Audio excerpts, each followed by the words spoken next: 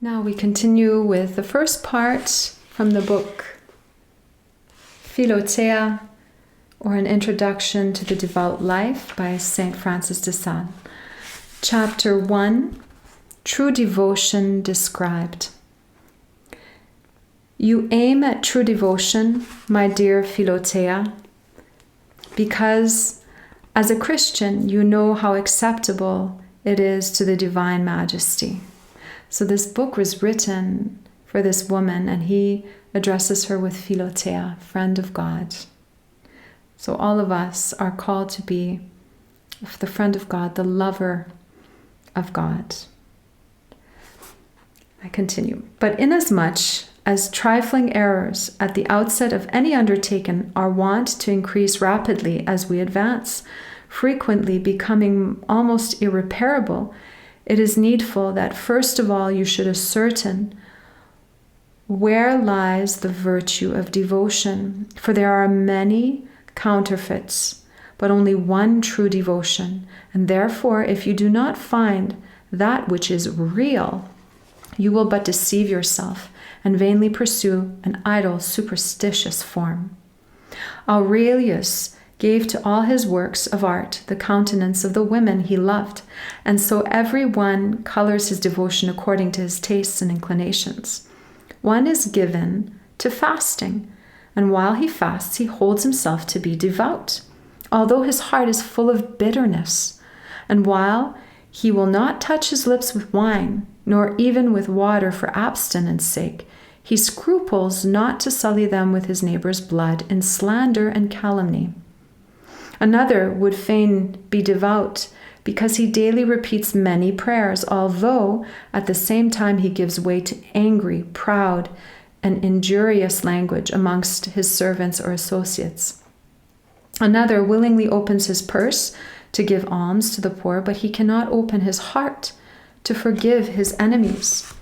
Another forgives his enemies, but only force obliges him to do justice to his creditors. Such men may pass for devout, but they are not really so. When the messengers of Saul sought David, they found only an image in his bed, which being dressed by Michal in David's garments, deceived them, so that they imagined it to be David himself. Thus many persons clothe themselves with a garb of external devotion, and the world believes them to be really devout and spiritual, while in truth they are mere statues or phantasms of devotion. True, living devotion, my Philothea, implies the love of God. Indeed, it is itself a true love of Him in the highest form. For whereas divine love enlightening our soul is called grace, and makes us pleasing in His sight, so giving us power to do good, it is called charity. And when it reaches that point of perfection, where it not only causes us to do good, but to do it earnestly, frequently, and readily, then it is called devotion.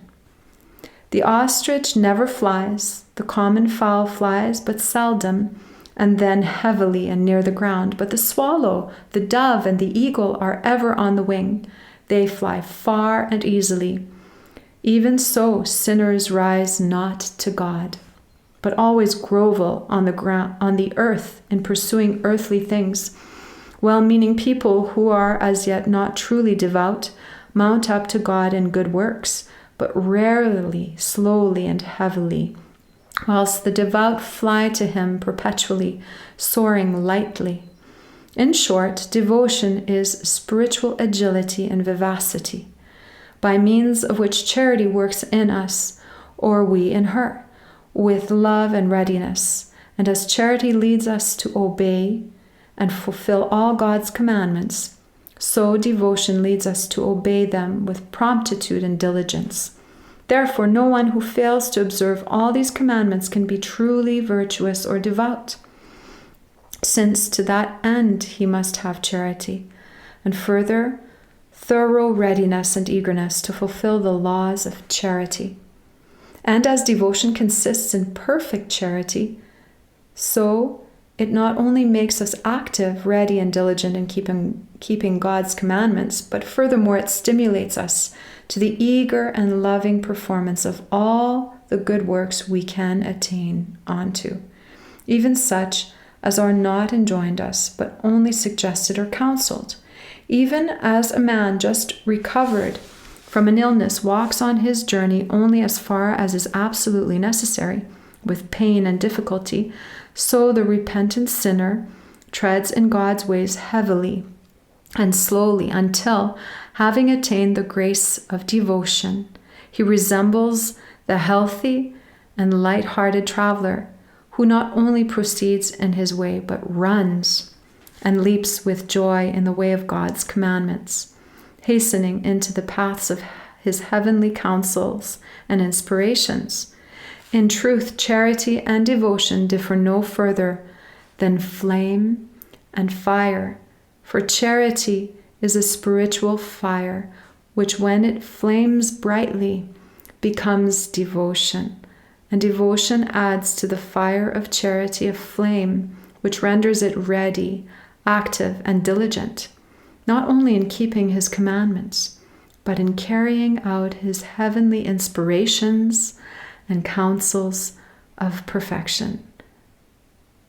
So this is the goal, to grow in love, that our love becomes more and more pure, that it consumes us entirely, so that we can be all for God and all for his divine will, allowing him to take over our hearts, allowing him to love through us.